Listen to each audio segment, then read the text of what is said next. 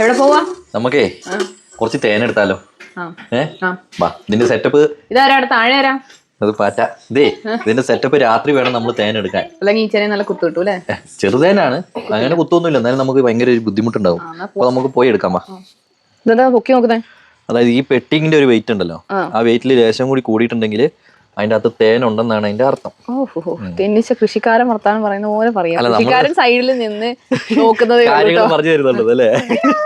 വാ. അങ്ങനെ നമ്മൾ തേനുണ്ട് എന്ന് ഉറപ്പ് ഉള്ള ഒരു തേനീച്ചപ്പെട്ടി എടുത്തിട്ട് വന്നിട്ടുണ്ട് കേട്ടോ. വലിയ ഉറപ്പില്ല, എന്നാലും തുറന്നു നോക്കാം അല്ലേ? ഇതിന് ചെറിയ വെയിറ്റ് ഉണ്ട്. ഉണ്ടല്ലേ? അതായത് എന്താ സംഭവം എന്ന് അറിയോ, ഇത് തുറന്ന് കിട്ടണമെങ്കിൽ ഇച്ചിരി പാടാ. ഇച്ചിരി അധികം പാടാണ്. അപ്പൊ നമ്മൾ ഏകദേശം തള്ളി തുറന്നിട്ടുണ്ടേ. ഇതെന്താ ഇത് കണ്ടോ? അവര് നല്ല സെക്യൂരിറ്റി ആയിട്ടല്ലേ ഇത് വെക്കുള്ളൂ. ഇവരുടെ മെഴുകുന്ന് പറഞ്ഞാൽ അത്ര കട്ടിയാണ്. അതായത് ഈ കാണുന്നില്ലേ, ഇത് മുട്ട, ഇതാണ് തേൻ. നശിപ്പിക്കാതെ അതെ, നമുക്കിത് യാത്രക്ക് കൊണ്ടുപോകാൻ വേണ്ടിയാണേ. യാത്രയ്ക്ക് കൊണ്ടുപോകാൻ വീട്ടിൽ കഴിക്കുകയും ചെയ്യും. അതെ.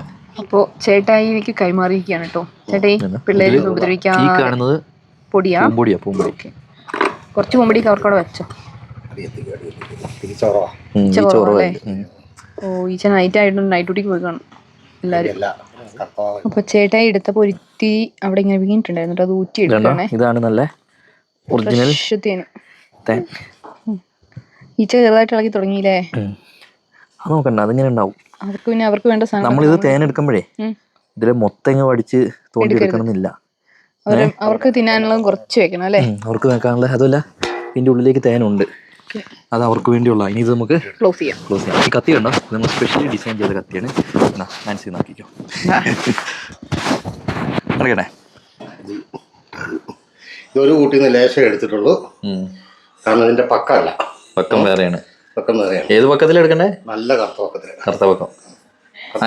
കുഞ്ഞുങ്ങളുണ്ടാണ് സമയം.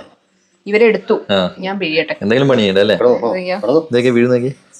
നല്ല വെളുത്ത സാധനം. ഇതാണ് നല്ല ഒറിജിനൽ ചെറുതേൻ. ഇവിടെ ഉണ്ട്. എന്നാ വേഗം പിഴിഞ്ഞു മനസ്സി. ആരോഗ്യം വേണം.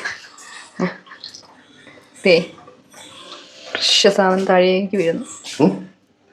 അങ്ങനെ ആൻസിന്റെ യുദ്ധവും ഇവിടെ കഴിഞ്ഞിരിക്കുകയാണ്. ഇത് കറക്റ്റ് മെഴുക കേട്ടോ, അടുപ്പിലിട്ട നല്ല ആളി കത്തുന്നത്. അപ്പോൾ തേനൊഴിയിൽ കഴിഞ്ഞു കേട്ടോ. നല്ല ഫ്രഷ് നിന്ന് കൈക്കൂടി ഇങ്ങനെ ഒഴുകിക്കൊണ്ടിരിക്കുക. അല്ല, താഴത്തെ കണ്ട.